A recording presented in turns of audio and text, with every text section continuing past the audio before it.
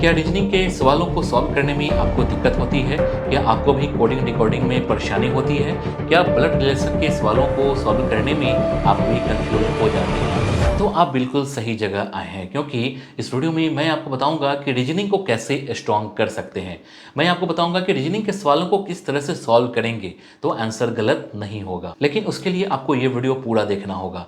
यकीन मानिए, अगर आपने इस वीडियो को पूरा देखा और जैसा मैं आपको इस वीडियो में बता रहा हूँ वैसा करेंगे तो रीजनिंग को लेकर जो भी समस्या आपको आती है वो सब खत्म हो जाएगी और रीजनिंग आपको सबसे फेवरेट सब्जेक्ट बन जाएगा। तो नमस्कार दोस्तों, मेरा नाम है सुदर्शन प्रकाश और आप देख रहे हैं यूट्यूब चैनल गुरु चकाचक। दोस्तों, सबसे पहले आपको ये समझना होगा कि रीजनिंग होता क्या है।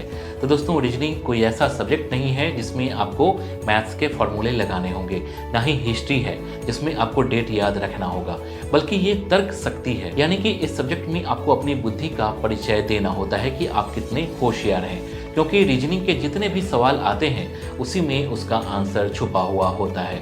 लेकिन ज़्यादातर स्टूडेंट गलती ये करते हैं, वो जल्दी जल्दी सवालों को सॉल्व करने के चक्कर में वो सवाल को ही ध्यान से नहीं पढ़ते।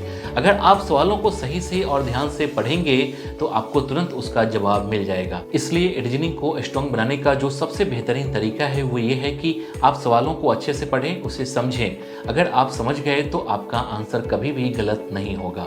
दोस्तों, रीजनिंग एक ऐसा सब्जेक्ट है जिसे आप समझ गए तो 15 मिनट में ही रीजनिंग के सारे सवालों के जवाब आप दे सकते हैं। लेकिन अगर नहीं समझे तो पूरा एग्जाम खत्म हो जाएगा और आप सवालों में ही उलझे रह जाएंगे। इसलिए टाइम मैनेजमेंट बहुत ज़रूरी है। अगर रीजनिंग को स्ट्रॉन्ग बनाना है तो आपको टाइम मैनेजमेंट करना होगा, यानी कि ये देखना होगा कि आप कितने सवालों को कितने मिनट में सॉल्व कर रहे हैं। दोस्तों, रीजनिंग कई तरह के होते हैं और सबको सॉल्व करने का तरीका अलग होता है। हो सकता है कि कोडिंग में आप काफ़ी अच्छे हों और ब्लड रिलेशन के सवालों को सॉल्व करने में आपको ज़्यादा वक्त लगता है। ऐसे में आप टाइम टेबल बनाइए कि आपको इतने समय में इस तरह के सवालों को सॉल्व करने हैं।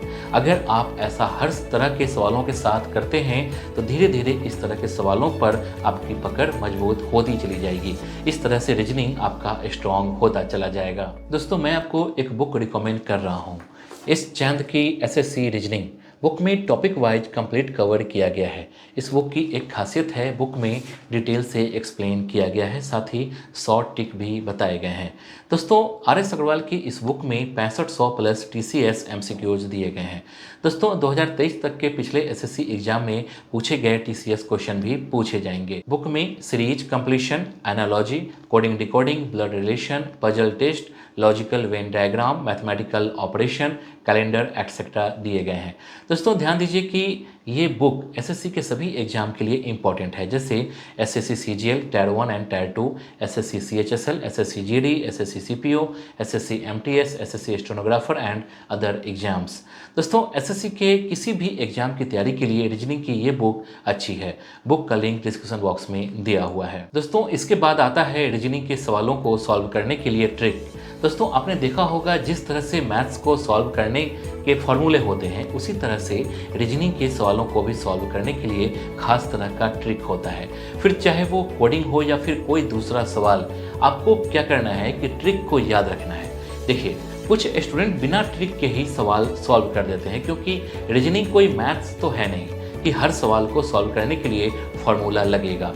आप चाहें तो बिना ट्रिक के भी सवालों को सॉल्व कर सकते हैं, लेकिन उसमें आपको समय ज़्यादा लगेगा। अगर आपको स्मार्टली रीजनिंग के सवालों को सॉल्व करना है और रीजनिंग को स्ट्रॉन्ग बनाना है तो आपको बहुत स्मार्टली रीजनिंग को डील करना होगा, यानी कि इस फॉर्मूले को याद करना होगा।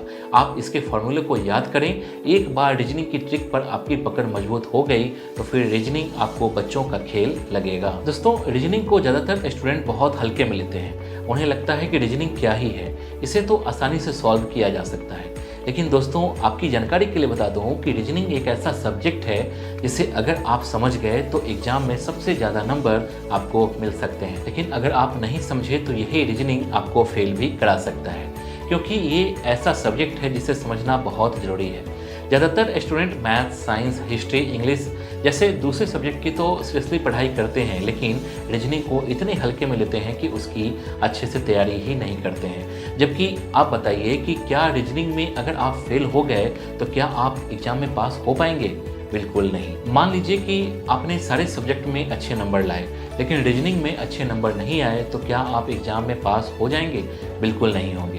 कहने का मतलब सिर्फ इतना है कि जिस तरह से सारे सब्जेक्ट को सीरियसली लेते हैं, ठीक उसी तरह से रीजनिंग को भी सीरियसली लेकर पढ़ाई करना होगा। दोस्तों, इसके अलावा अगर आप रीजनिंग को लेकर सच में सीरियस हैं, लेकिन फिर भी आपको रीजनिंग के सवालों को सॉल्व करने में दिक्कत हो रहा है, तो आप ट्यूशन ले सकते हैं, जहां आप टीचर से सवाल पूछ सकते हैं। दरअसल अकेले में रीजनिंग की तैयारी करना थोड़ा मुश्किल होता है, इसलिए कहा जाता है कि रीजनिंग की पढ़ाई कभी भी अकेले नहीं करना चाहिए। दोस्तों, ट्यूशन के अलावा आप चाहें तो ग्रुप स्टडी कर सकते हैं, जिसमें आप ग्रुप में जब टेस्ट देंगे अपने दोस्तों के साथ, तो आपको समझ में आएगा कि आपने रीजनिंग को कितना जाना है, रीजनिंग के किस सवाल में आपको दिक्कत आती है। दोस्तों, क्या होता है कि रीजनिंग की प्रैक्टिस करनी बहुत ज़रूरी है। अगर आपने रीजनिंग की प्रैक्टिस अच्छे से की, अगर आप लगातार रीजनिंग के सवालों को सॉल्व करते रहे, तो इससे आप रीजनिंग में मास्टर हो जाएंगे। ज़्यादातर स्टूडेंट एक बार पढ़ने के बाद रीजनिंग को पढ़ना छोड़ देते हैं, क्योंकि रीजनिंग एक ऐसा सब्जेक्ट है जिसे एक बार में भी समझा जा सकता है, लेकिन उसे याद रखना बहुत मुश्किल है।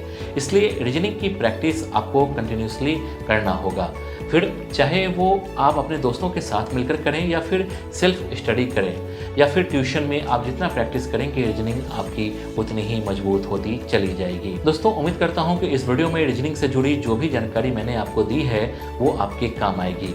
तो दोस्तों, आप किस टॉपिक पर अगला वीडियो देखना चाहते हैं, ये हमें कमेंट करके जरूर बताएं। वीडियो पसंद आई तो वीडियो को लाइक कीजिए और चैनल को सब्सक्राइब जरूर कीजिए। Thank you.